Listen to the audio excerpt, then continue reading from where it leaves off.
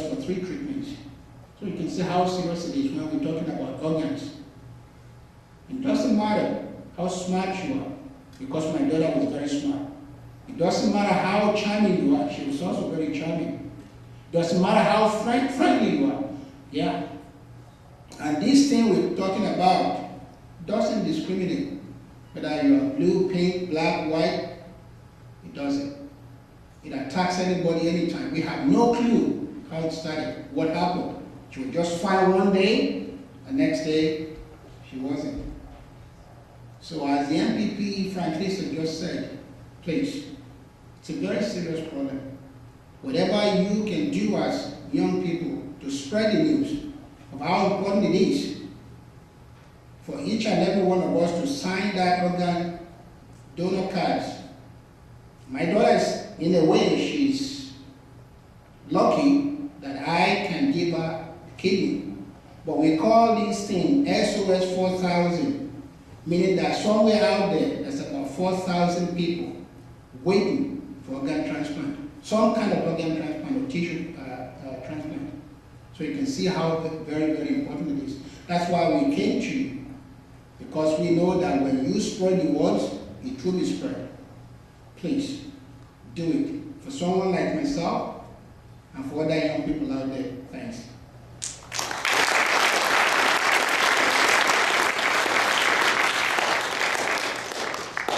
I now ask CEO of Step by Step, George Marcello, to say something for us. Let's give, let's give him a big hand for doing a great job. Also, I want to thank Mrs. Redpath and Mrs. Paris, where is she? Oh, back there, okay. Thank you so much for once again taking part. I don't know if you remember Christopher, came here 3 years ago. He had a big reception. What grade are these students in? Grade 12 now or grade 11? Yeah. All different? I don't know. Do you guys remember Christopher, that young boy that was walking across Canada for organ donations? He needed a liver transplant. He was here talking to a lot of kids about 3 years ago, and we brought him back out on the road. I don't know how he does it, this kid. He gets out of school all the time to do these things. But he managed to come out again with me, and as we were going from St. John's all the way to Montreal, we ran into a lot of students that remembered him, you know, like 3 years later, like you're a foot taller after 3 years. I mean, he's taller than me now. Before he was like, when I was walking with him, now he's like a foot. But it was really neat to see all the students that he had talked to that had remembered his message because he needed a liver transplant while he was walking. And it was really neat to see how the students really listened to him and his message. You know what, guys? That's what we're trying to do today, is really hear a very important message. And the message is to think about becoming an organ donor, and more important, see if you can have that conversation with your family, with mom and dad, when, you know, at an appropriate time. Wouldn't it be something for you to approach your mom and dad one day and talk to them about this subject? You know, it's really hard for parents to talk to their kids about something like this, but wouldn't it be something if you approached your mom and dad, you know, about becoming an organ donor? And just to you know, add a little bit more to what Constable Ojo and MPP Franklin were saying, it's really going to be up to this generation if we're really going to make a difference. You know, sometimes this world is really crappy. All you hear is like negative things, and there's just too much negativity out there. And you know, the adults pretty well screwed it up. And it's really up to the kids now to see if you guys can straighten things out here. You know, so today it's really up to you guys to think about this issue, like to really think about becoming an organ donor. And I don't know if it was mentioned, but did you know if you did become an organ donor, you can save up to 8 people's lives? That's amazing. Like, what other way can you think of doing such a humanitarian thing as save a. Not only that, you can restore the lives of 32 other people. That's through eyesight, through limbs, through skin. So one person that thinks about doing this, can possibly save all these people in one lifetime, you know. So it's going to be up to this generation to help turn things over here in Canada. You know, we have a really low rate in Canada right now. There's not that many people that, you know, that are stepping up to the plate and doing this. And if it wasn't because of Mr. Cleese's bill that we're hoping that will hopefully get passed, legislation, but sometimes these things take a while and not everybody's listening. And if that can get passed, that'll help a whole lot. But we're still going to need your part.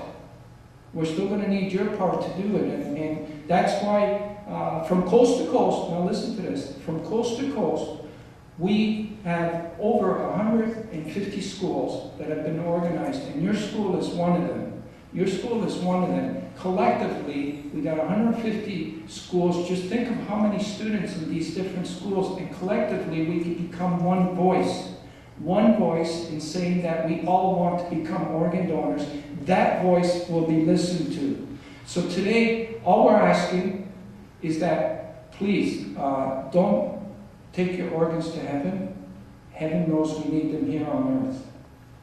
Think about that. And I also want to thank, once again, MPP Frank Cleese. He's done a heck of a job in the last few years in helping us out. He's actually very instrumental in us putting our campaign together. And also our chairperson, Constable Ojo, who's just been so many things have happened as a result of our Constable Ojo's relentless energy and efforts in this area. And then I want to thank your student torch champion, Amber Blanchet, for even making it to Queen's Park that day. She didn't want to miss out on that. I remember she was phoning me the night before, I want to make it to Queen's Park, and you did. And she carried that torch very proudly with her friend, by the way, where is she?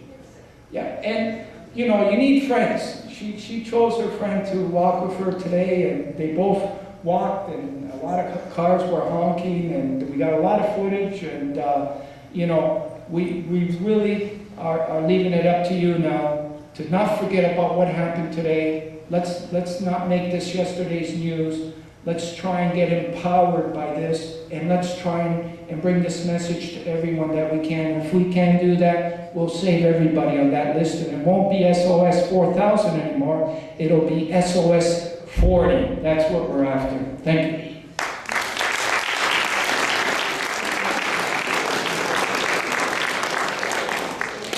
Lastly, we ask Newmarket High School torch champion Amber to speak for us.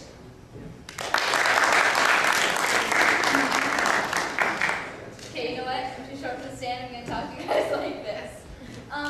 The main reason, well, first of all, I thank Mr. McIntyre and Ms. Redpath for bringing this to Newmarket High School, and along with George for bringing awareness to this. I'm not sure if all of you remember, but in October, Mr. McIntyre made a lengthy announcement, and I know at first I wasn't paying attention, but then I got interested in it. So then I went to the office and put my name in. There was me and this other grade 9, Chantel. Unfortunately, she couldn't be here today because of a summative assignment that she had to do today. And then I had to write the speech for talking to you guys. I didn't know really what to write.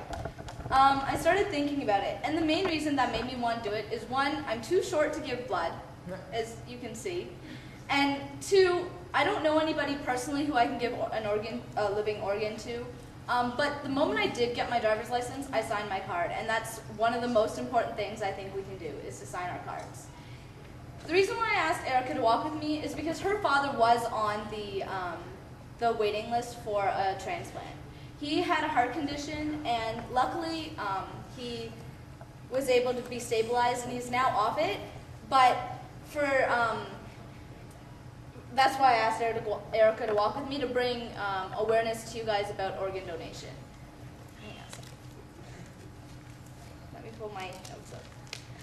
Just some facts that you guys may not be aware of.